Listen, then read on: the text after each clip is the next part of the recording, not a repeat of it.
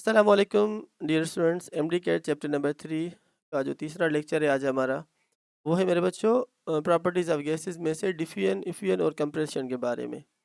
तो डिफ्यूजन क्या हो जाता है, इफ्यूजन क्या है, उन दोनों के बीच में डिफरेंस क्या है, और कंप्रेशन ऑफ द गैसेस या कंप्रेसिबिलिटी ऑफ गैसेस क्या होती है, वहाँ आज पढ़ेंगे इंशाल्लाह हम डिटेल में।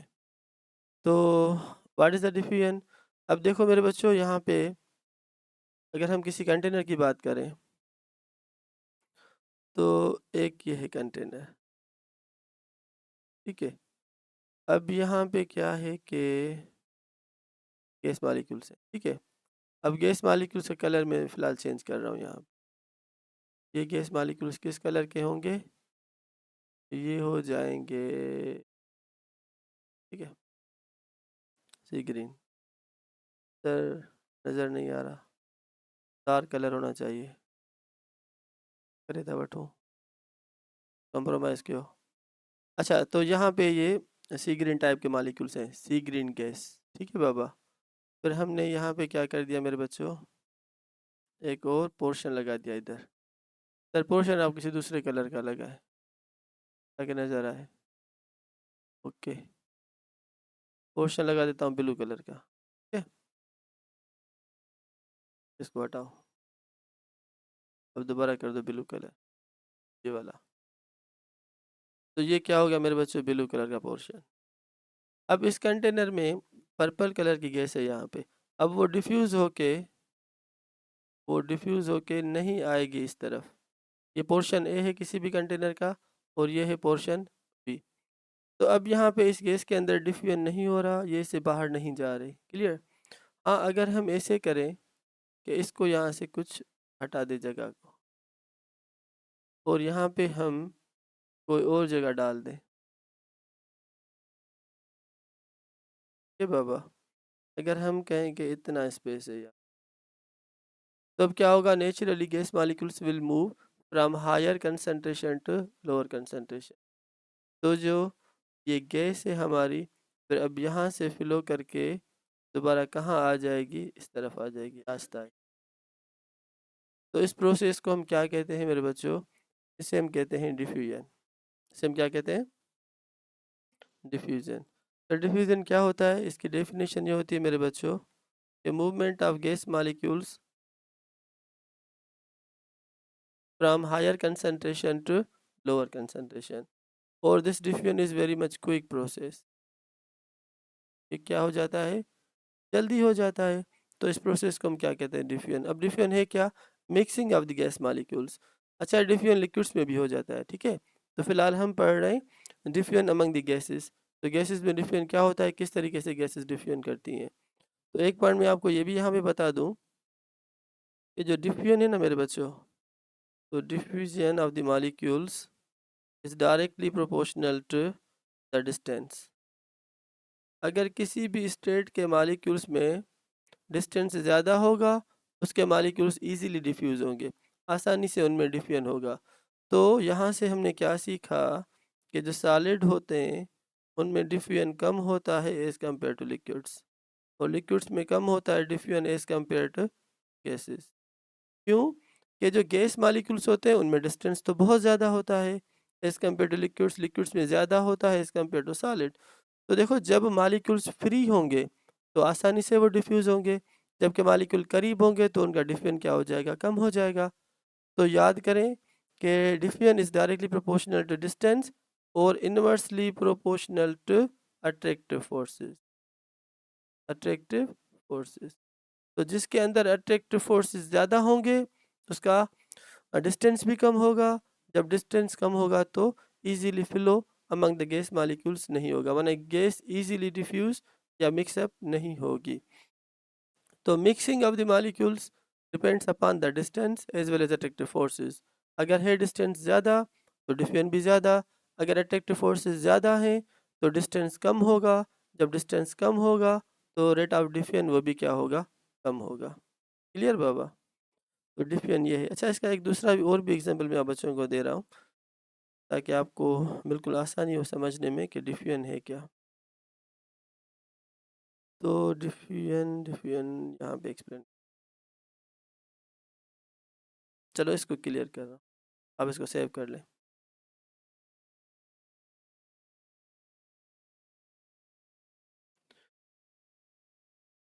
तो देखो मेरे बच्चों, अगर मैं सपोज आपको कहूँ कि ये बलून है, से for example this is balloon, ये पूरा बलून, ये बाबा, अच्छा बन गया। अब इसके अंदर गैस मॉलिक्यूल्स हैं बहुत ज़्यादा, gas filled inside the balloon, ठीक है। तो गैस मॉलिक्यूल्स आपस में कोलाइड कर रहे हैं या with the wall of the balloon, तो प्रेशर अंदर है इसका, ठीक है बाबा। अगर इस बलून को मैं यहाँ से पिन लगाऊं, मैं पिन कहाँ से लगाऊं, इस जगह से, तो गैस मॉलिक्यूल्स स्लोली स्लोली यहाँ से निकलेंगे। तो इस प्रोसेस को हम कहते हैं इफ्यूजन। इसे हम क्या कहेंगे, effusion. The slow movement of the molecules from higher concentration to lower through a very pin minute hole. एक पिन होल में से गैस मॉलिक्यूल्स जब बाहर निकले तो उस प्रोसेस को हम इफ्यूजन कहते हैं, and it is a slow process. ये बलून आहिस्ता आहिस्ता खाली होगा, मगर अगर इस बलून को हम यहाँ से पिन करें तो ये बलून पूरा यहाँ से फट जाएगा और आसानी से गैस क्विकली निकल जाएगी बाहर। तो अब इसे हम क्या कहेंगे, डिफ्यूजन। इसे हम क्या कहेंगे, diffusion. The movement of molecules from higher concentration to lower from a very larger area, कोई पिन होल से नहीं। तो अगर बलून को यहाँ से पिन लगा रहे हैं तो वो डिफ्यूजन का प्रोसेस ले लेगा, because it is very quick process. अगर हम पिन को यहाँ से लगा रहे हैं तो आहिस्ता आहिस्ता आहिस्ता आहिस्ता गैस मॉलिक्यूल्स निकलेंगे, तो उस प्रोसेस को हम क्या कहते हैं, इफ्यूजन। मैकेनिज्म तो सेम ही है, मगर ये स्लो है और ये फास्ट है। ये पिन होल में से हो रहा है, ये लार्जर एरिया में से हो रहा है, बाकी कोई बड़ा फ़र्क डिफिन इफियन में है नहीं। तो इफियन होता है from a pin hole, diffusion होता है from the larger volume. Effusion is a slow process, क्योंकि थोड़ी जगह मालिक्यूल्स से निकलने में टाइम लगेगा, जबकि डिफियन में कुछ एरिया बढ़ जाता है जहाँ से आसानी से मालिक्यूल्स निकल आते हैं। क्लियर बाबा। अब मैं आप बच्चों के साथ मटेरियल शेयर कर रहा हूँ। तो देखो ये भी गैस मॉलिक्यूल्स आपस में मिक्स्ड है, ठीक है ना बाबा। यहाँ पे एक जगह पे येलो कलर के मॉलिक्यूल्स पड़े हैं, यहाँ पे रेड में। अब समझो कि इनमें ज़्यादा डिफ्यूजन फिलहाल नहीं है। हाँ, जब डिफ्यूजन स्टार्ट हो जाएगा तो बिल्कुल देखो होमोजेनियस मिक्सचर बन गई, तो सारे मॉलिक्यूल्स बिल्कुल आपस में मिक्सअप हो गए। तो this mixing of two gases here is known as diffusion, mixing of the gases. अच्छा, दूसरी इसकी डेफिनेशन होती है जो मैंने आपको बताई कि movement of molecules from higher concentration to lower concentration. अगर हम यहाँ पे देखें तो रेड मॉलिक्यूल की कंसंट्रेशन यहाँ पे ज़्यादा है और ब्लू मॉलिक्यूल की कंसंट्रेशन यहाँ पे ज़्यादा है, राइट तरफ। तो नेचुरली देखो वॉल्यूम भी ज़्यादा है, स्पेस गैप ज़्यादा है, आसानी से दोनों गैसेस डिफ्यूज हो सकती हैं।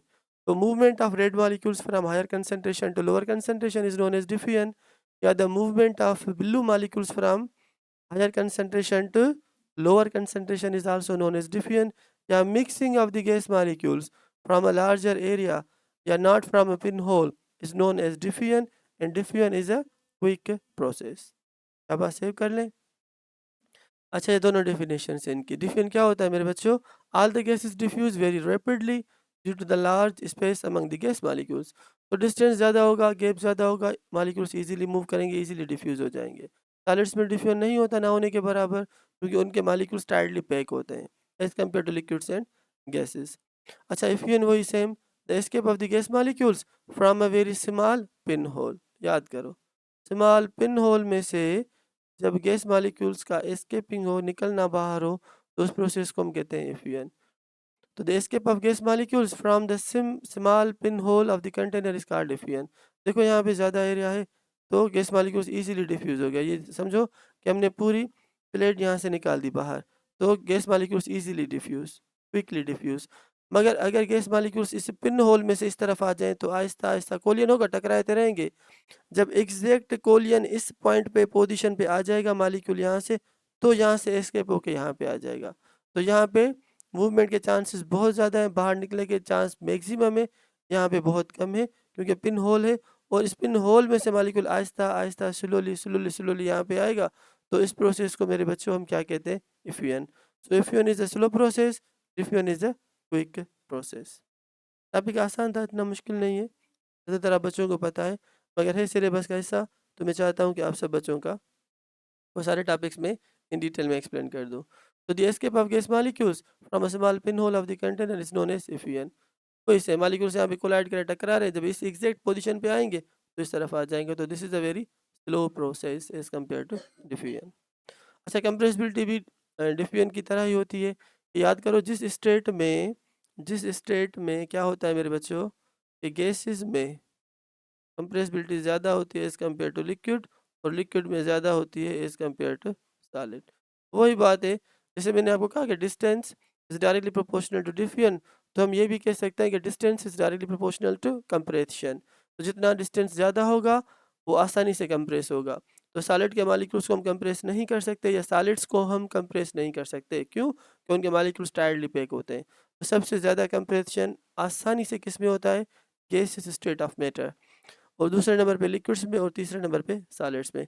ना होने के बराबर जब कंप्रेशन हो तो वो सॉलिड्स में होता है। हाँ, अगर हम बहुत ही ज़्यादा प्रेशर सॉलिड को लगाएं तो डिफॉर्म हो जाएगा, टूट जाएगा, मगर सॉलिड्स इजीली कंप्रेस नहीं होते एज कम्पेयर टू लिक्विड्स या गैसेस।